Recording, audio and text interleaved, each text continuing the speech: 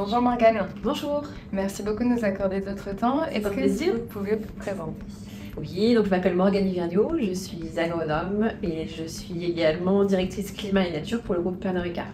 Peut-être quelques mots sur le métier d'agronome avant de commencer. Oui, alors j'ai travaillé plusieurs années au contact terrain sur l'accompagnement d'agriculteurs. J'ai ensuite travaillé dans différentes organisations pour rejoindre le groupe Pernod Ricard en 2020 et structurer la stratégie de terroir de Pernod Ricard, qui est un élément majeur de notre feuille de route RSE et qui s'intéresse à l'état de santé des écosystèmes et l'état de santé de ces écosystèmes présents sur nos terroirs.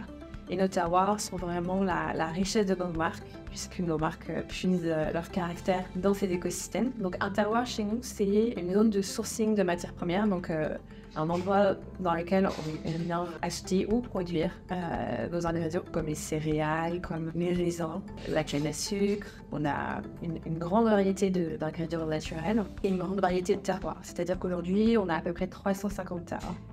Et donc mon métier, mon rôle en tant qu'agronome, ça a été d'identifier l'ensemble des composantes de ces terroirs, à la fois environnementales et sociales. Donc on a des caractéristiques de type de climat, d'écosystème, de type de sol. On a essayé aussi de qualifier les formes d'agriculture, donc des systèmes conventionnels, des systèmes qu'on appelle aujourd'hui durables, régénératifs, bio, etc. Et d'identifier également la vie des communautés sur ces terroirs. Un terroir, c'est vraiment pour nous autour du savoir-faire des communautés féminines.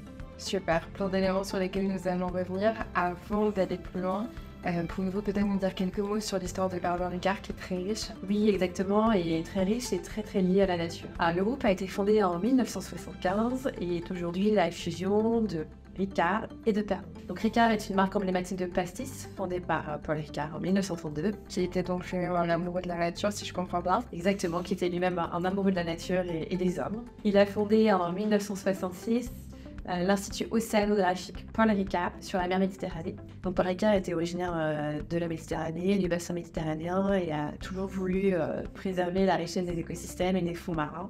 Et c'est pour ça que ça l'a amené à créer cet institut océanographique. Ce qui est quand même d'avant-garde et très fort. C'était en 1966 et aujourd'hui on démarre à peine l'exploration de ces enjeux-là. Et actuellement, nous sommes au cœur de la Voisine, qui est un lieu à la fois magnifique, qui est entouré de nature.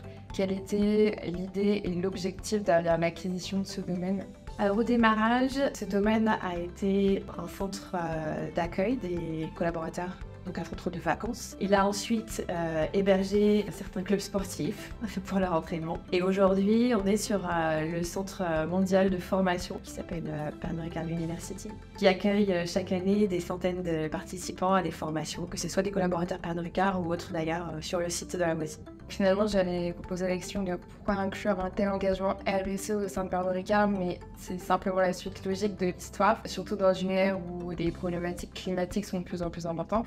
Comment Pernod Ricard met en place toute cette stratégie RSE au sein de sa stratégie d'entreprise? Alors, comme vous l'avez dit, effectivement, c'est un héritage de plusieurs dizaines d'années qui s'inscrit au cœur de notre stratégie. À la fois notre stratégie RSE, mais surtout notre stratégie d'entreprise, business. On a ce lien fort avec la Terre, toutes nos marques, et donc cette interconnexion avec l'état de santé de nos écosystèmes et de nos terroirs qui nous permet de produire ces marques. On a des marques qui sont extrêmement liées à un territoire en particulier, c'est le cas du vignoble par exemple, qu'on ne peut pas déplacer malgré le changement climatique. Un cognac vient de la région de Laos, c'est Cognac par exemple, et c'est fondamental pour nous de travailler sur cette résilience de long terme. La stratégie de régénérer les terroirs pour Pernod Ricard est vraiment une stratégie long terme, s'inscrit là dans une transformation pour plus de résilience. Et donc, comme vous l'avez dit, c'est vraiment la suite logique et ça a été naturel d'inscrire ce pilier de régénération des terroirs au cœur de notre stratégie Pernod Ricard Good Time from a Good Place, puisque c'est le point de départ de nos marques. Donc on travaille sur la combinaison de différentes composantes de ces écosystèmes, la richesse des sols et sols vivants, la diversité des écosystèmes, que ce soit des écosystèmes comme on a ici, une très belle forêt à la Voisine avec des espaces remarquables, comme les écosystèmes très diversifiés qu'on peut trouver dans des exploitations agricoles, par exemple, ou dans des espaces agricoles. On travaille sur la dimension eau également, dans ces écosystèmes. Les cycles de l'eau sont fondamentaux, et notamment dans les filières agricoles. Sans eau, on ne peut pas produire d'ingrédients. Puis la vie des communautés, à la fois les communautés d'agriculteurs, donc le savoir-faire. Quand on essaye de se projeter à long terme, c'est aussi l'équilibre économique et socio-économique de ces terroirs-là qui nous importe. La vie de ces communautés d'agriculteurs est essentielle pour pouvoir se projeter sur le long terme et travailler sur cette résilience. Donc on travaille un peu ces 3 piliers-là dans notre stratégie terroir. Le pilier nature, climat, le pilier social et économique. Donc on trouve vraiment les piliers de la RSE en général, mais qui se traduisent vraiment dans une approche holistique. Et par des actions très fortes. Comme ce beau projet de régénération de la forêt de la Voisine, qui fait partie de la vingtaine de projets pilotes qu'on a mis en place à travers le monde aujourd'hui. Donc soit des projets de régénération d'écosystèmes naturels, on a celui de la Voisine aujourd'hui, on a aussi un projet de régénération de mangroves à Cuba. D'accord. Parce qu'à Cuba, on a des phénomènes climatiques extrêmes, on a la montée des eaux. Oui.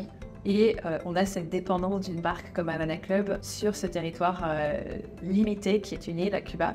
Et donc, si on veut continuer à produire de la canne à sucre, alors il faut protéger l'ensemble de l'île à travers ce projet. C'est un peu notre contribution à cette résilience. Et puis, on a des programmes d'agriculture régénératrice, où là, on vient travailler avec les agriculteurs, avec les coopératives agricoles, avec nos fournisseurs, et aussi avec d'autres acteurs socio-économiques, donc des partenaires d'expertise métier, des partenaires aussi de marché, parfois des compétiteurs, pour pouvoir envisager le déploiement à grande échelle de cette transition. Plus on s'alignera sur ce qu'on envisage pour le futur, plus ça sera facile d'accompagner la transition. Et donc on a cette approche d'agriculture régénératrice qui nous permet d'adresser l'ensemble des enjeux, que ce soit le climat, la biodiversité, l'eau, la vie des sols et bien sûr les communautés. Donc on va aller chercher la spécificité de chaque terroir. Chaque terroir va avoir une composante, une vulnérabilité, une sensibilité particulière qu'on va aller travailler. Et donc, on va avoir des projets aussi différents les uns que les autres. Ce sont des terroirs sur lesquels on se trouve. Et ça va nous permettre de partir d'une vision du groupe, une vision qui est très forte sur la résilience et la transition des territoires et des terroirs.